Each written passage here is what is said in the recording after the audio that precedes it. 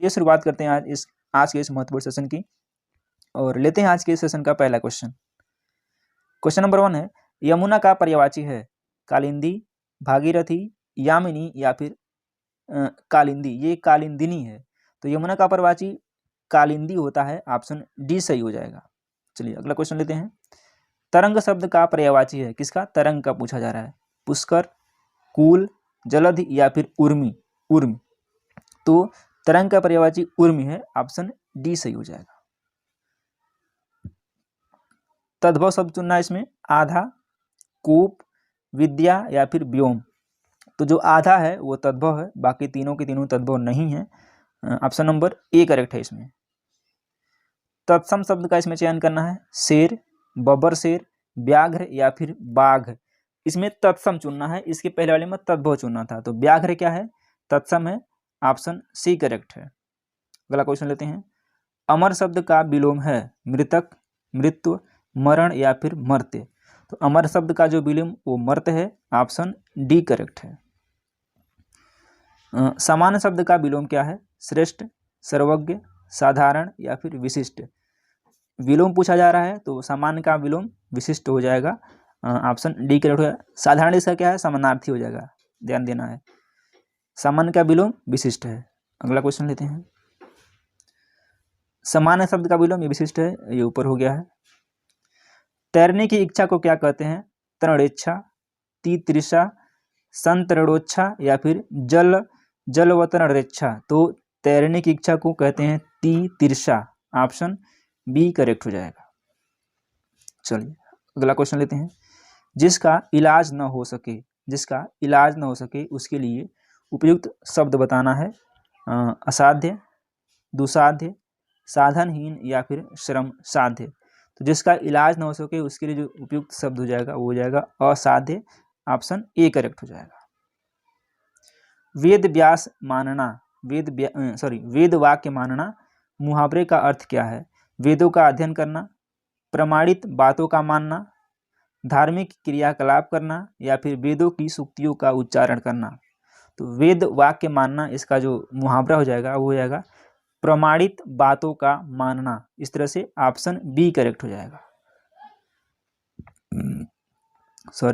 उड़ती चिड़िया पहचानना, इसका अर्थ बताना है चिड़ियों की पहचान करना, उड़ने का प्रयास करना, गायब हो जाना या फिर रहस्य की बात तत्काल जानना। एक होता है उड़ती चिड़िया पहचानना, एक होता है उड़ती चिड़िया के पर गिनना। दोनों चीजें एक ही होती है। तो रहस्य की बातें तत्काल जानना होता है उड़ती चिड़िया पहचानना। ऑप्शन डी करेक्ट है इसका मतलब।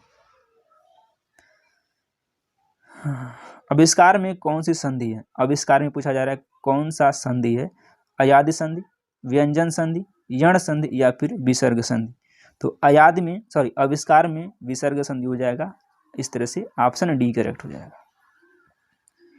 गंगोदक का संधि विच्छेद क्या होगा? गंगोदक, गंगा धन उदक, गंगा प्लस ओदक, गंगा प्लस अदक या फिर गंगा प्लस उदक। तो गंगोदक का जो संधि विच्छेद होगा वो हो जाएगा गंगा प्लस उदक। ऑप्शन ए करेक्ट हो जाएगा। आजन्म में कौन सा समास है? किसमें? आजन्म में। तत्पुरुष, द्वंद्व, अव्ययी भाव या फिर कर्मधारय समास। तो आजन्म में अव्ययी भाव समास है। इस तरह से ऑप्शन सी करेक्ट हो जाएगा। प्रतिदिन में समास बताना है, कर्मधारय, तत्पुरुष, बहुव्रीहि या फिर अव्ययी भाव समास। प्रतिदिन, इसमें अव्ययी भाव समास हो जाएगा। जिस भी शब्द में उसके पहले उपसर्ग आ जाए वो हमेशा क्या होता है? अव्ययी भाव समास होता है। ये एक ट्रिक है समास पहचानने की। इसमें अव्ययी भाव समास हो जाएगा। इसमें प्र उपसर्ग आ रहा है। प्र उपसर्ग कितने होते हैं?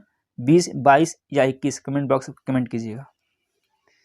शुद्ध वर्तनी वाला शब्द है शुश्रूषा, शुश्रूषा, शुश्रूषा या फिर श्रुशुषा। तो इसका जो शुश्रूषा है वो शुद्ध वर्तनी है। बाकी तीनों के तीनों ये भी शुद्ध नहीं है, ये भी नहीं है, ये भी नहीं है। अगला क्वेश्चन लेते हैं। बहुत अधिक बोलने वाला, वक्ता, अधिवक्ता, प्रवक्ता या फिर वाचाल। अधिक बोलने वाला या फिर बहुत अधिक बोलने वाले को वाचाल कहते हैं। अधिवक्ता तो कहते हैं वकील को, एडवोकेट को। प्रवक्ता जो लेक्चरर होते हैं। ठीक है, इसका ऑप्शन डी करेक्ट है। पेट की अग्नि को कहते हैं दावाग्नि, बड़वाग्नि, जठराग्नि या फिर मंदाग्नि। तो पेट की अग्नि को कहते हैं जठराग्नि, ऑप्शन सी करेक्ट हो जाएगा। विभत्स रूप का अस्थायी भाव बताना। विभत्स विस्मय, भय, उत्साह या फिर घृणा। तो विभत्स का जुगुप्सा होता है, जुगुप्सा को ही घृणा कहते हैं, तो विभत्स का घृणा हो जाएगा, ऑप्शन डी सही हो जाएगा। कवि का स्त्रीलिंग शब्द है कवित्री, कवियत्री, कवयित्री या फिर कवियित्री। तो कवि का जो स्त्रीलिंग हो जाएगा कवित्री, ऑप्शन सी सही हो जाएगा। कौन सा शब्द पुल्लिंग है? दया, घटना, जड़ता या फिर बुढ़ापा। तो इसमें जो बुढ़ापा है वो पुल्लिंग है, ऑप्शन डी करेक्ट है। बाकी दया, जड़ता और घटना ये तीनों स्त्रीलिंग शब्द हैं। इनमें से शुद्ध वर्तनी शब्द कौन सा है? हिरण्यकशिपु, हिरण्यकश्यप, हिरण्यकपस या फिर हिरण्यकश्यप। तो इसका जो शुद्ध शब्द हो जाएगा हिरण्यकशिपु, ऑप्शन ए करेक्ट हो जाएगा। एक होता है हिरण्यकश्यप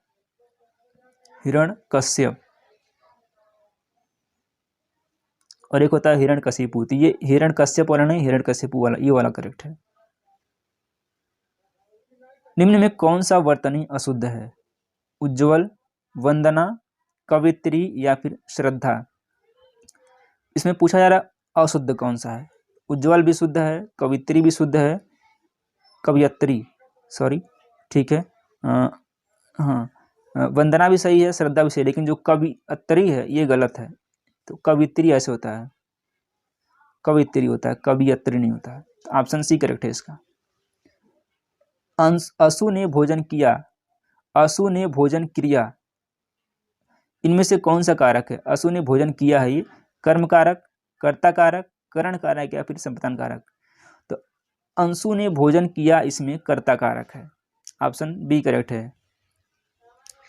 हे प्रभु उसको ऊपर कृपा करना, उसके ऊपर कृपा करना में कौन सा कारक है? संबोधन कारक, संबंध कारक, संप्रदान कारक या फिर अपादान कारक। हे प्रभु उसके ऊपर कृपा करना, इसमें संबोधन कारक है, क्योंकि संबोधन चिन्ह आ गया पहले ही, तो यहाँ से भी आप इसको पता लगा सकते हैं, ऑप्शन ए करेक्ट हो जाएगा। निम्नलिखित में से शुद्ध वाक्य क्या है? वास्तव में वह बड़ा आदमी है, वस्तुतः वह बड़ा आदमी है, सिर्फ वह बड़ा आदमी है या फिर यह केवल बड़ा आदमी है। तो इसका जो शुद्ध वाक्य है इसमें वस्तुतः वह बड़ा आदमी है, ऑप्शन बी करेक्ट हो जाएगा। तो चलिए सेशन को